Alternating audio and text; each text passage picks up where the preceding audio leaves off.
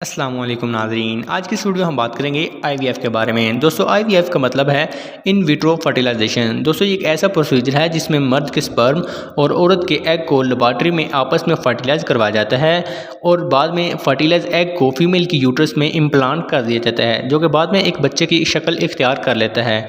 दोस्तों जब किसी भी तरीके से प्रेगनेंसी ना हो रही हो तो डॉक्टर आपको आईवीएफ का मशवरा देते हैं। दोस्तों आईवीएफ की ज़रूरत इन कपल को पड़ती है जिनमें से किसी एक मर्द या औरत को इनफर्टिलिटी के हवाले से कोई मसाइल मौजूद हों। मिसाल के तौर पर ऐसी औरतें जिनकी उम्र 40 साल से ऊपर हो गई हो, क्योंकि उम्र के बढ़ने के साथ साथ इनफर्टिलिटी के मसाइल भी बढ़ जाते हैं जिसके उनके कंसीव करने की सलाहियत बहुत कम हो जाती है। दोस्तों नंबर 2 पे आएगा ऐसी फीमेल जिनकी फ्लोपियन ट्यूब्स ब्लॉक हों या उनमें कोई कैंसर मौजूद हो जिसकी वजह से फ्लोपियन ट्यूब्स को रिमूव करना पड़ जाए, तो ऐसी औरतों को भी आईवीएफ का मशवरा देते हैं। दोस्तों नंबर 3 पे आएगा ऐसी फीमेल जिनकी ओवरी के अंदर फेब्राइड्स बने हों या ओवेरियन सिस्ट बनी हो जिसकी वजह से प्रेगनेंसी ना हो रही हो, तो ऐसी औरतों को भी डॉक्टर आईवीएफ का मशवरा देते हैं।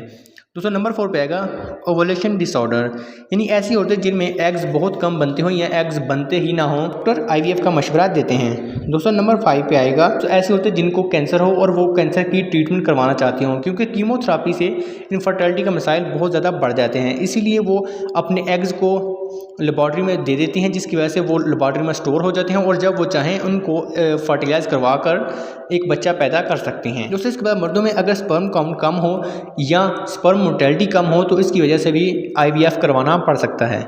दोस्तों आईवीएफ के प्रोसीजर को समझने से पहले नॉर्मल फर्टिलाइजेशन को समझ लेना बहुत ज़रूरी है। दोस्तों हर महीने एक फीमेल में ओवुलेशन होती है जिसके नतीजे में ओवरी में एग बनते हैं और एग जो है वो रिलीज़ होकर फ्लोपियन ट्यूब में चला जाता है और इस दौरान अगर एक कपल सेक्स करता है जिससे मेल के स्पर्म वजाइना से होते हुए यूट्रस के अंदर दाखिल हो जाते हैं और फिर यूट्रस से फ्लोपियन ट्यूब के अंदर स्पर्म चले जाते हैं, जिसकी वजह से कोई एक आधा स्पर्म जो है वो एग से फर्टिलाइज हो जाता है और अब फर्टिलाइज्ड एग फ्लोपियन ट्यूब से ट्रैवल करता हुआ यूट्रस में आ जाता है और फिर वहाँ ग्रो करता है और एक बिल्कुल मुकम्मल बच्चा बनता है।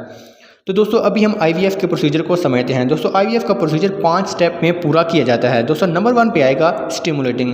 दोस्तों हर महीने ओवुलेशन के नतीजे में एक एग फीमेल ओवरी से रिलीज होता है, जबकि हमें आईवीएफ के प्रोसीजर के लिए 4 से 5 एग जो है वो रिक्वायरमेंट होती है। दोस्तों इसी वजह से डॉक्टर पेशेंट को ऐसे ड्रग देता है जिनसे उनका ओवुलेशन का अमल तेज़ होता है, जिसकी वजह से वो बहुत ज़्यादा बनना शुरू हो जाते हैं। मिसाल के तौर पर टैबलेट क्लोमिड और इंजेक्शन IVFC ये ऐसे ड्रग हैं जिनसे फीमेल ओवुलेशन का अमल बहुत तेज़ होता है।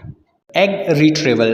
दोस्तों इस प्रोसीजर में डॉक्टर अल्ट्रासाउंड करके चेक करता है कि ओवरी के अंदर अंडे बन गए हैं और कितनी मकदार में बने हैं। इसके बाद डॉक्टर एक सक्शन नीडल के जरिए ओवरी से अंडे को रिमूव कर लेती है और लेबॉर्ट्री में स्टोर कर लेती है। नंबर 3 पे आएगा इंसेमिनेशन। दोस्तों इस प्रोसीजर में मेल पार्टनर से सीमन का सैंपल कलेक्ट कर लिया जाता है, जिसके बाद उसको लेबॉर्ट्री में सेंट्रीफ्यूज करके उसमें से जो हेल्थी और मोटाइल स्पर्म है उनको अलग कर लिया जाता है और जिसके बाद सीमन और एग्स को एक पैटी डिश के अंदर मिक्स कर दिया जाता है, जिसके बाद कुछ घंटों में स्पर्म और एग आपस में फर्टिलाइज हो जाते हैं। स्पर्म को एक नीडल के जरिए भी एग के अंदर इंजेक्ट किया जाता है।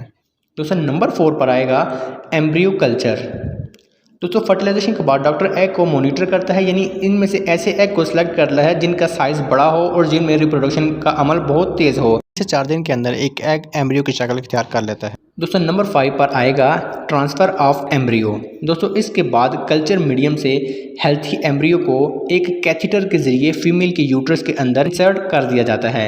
आईवीएफ के ज़रिए एम्ब्रियो इम्प्लांटेशन के चांसेस कम होते हैं, इसलिए डॉक्टर 2 से 3 एग को यूट्रस में इम्प्लांट कर देता है। इसी वजह से आईवीएफ के ज़रिए ट्विंस पैदा होने के चांसेस बहुत ज़्यादा बढ़ जाते हैं। एम्ब्रियो ट्रांसफ़र करने के 10 से 12 दिन के बाद डॉक्टर एक प्रेगनेंसी का टेस्ट करता है, जिससे वो जान सकता है कि हमारा आईवीएफ का प्रोसीजर जो है वो सक्सेसफुल हुआ या नहीं। दोस्तों उम्मीद करता हूँ कि आज की वीडियो से आपने बहुत कुछ सीखा होगा। तो इसमें कुछ क्वेश्चन पूछना है तो आप कमेंट सेक्शन में पूछ सकते हैं। दोस्तों फिर मिलते हैं एक नई वीडियो के साथ, तब तक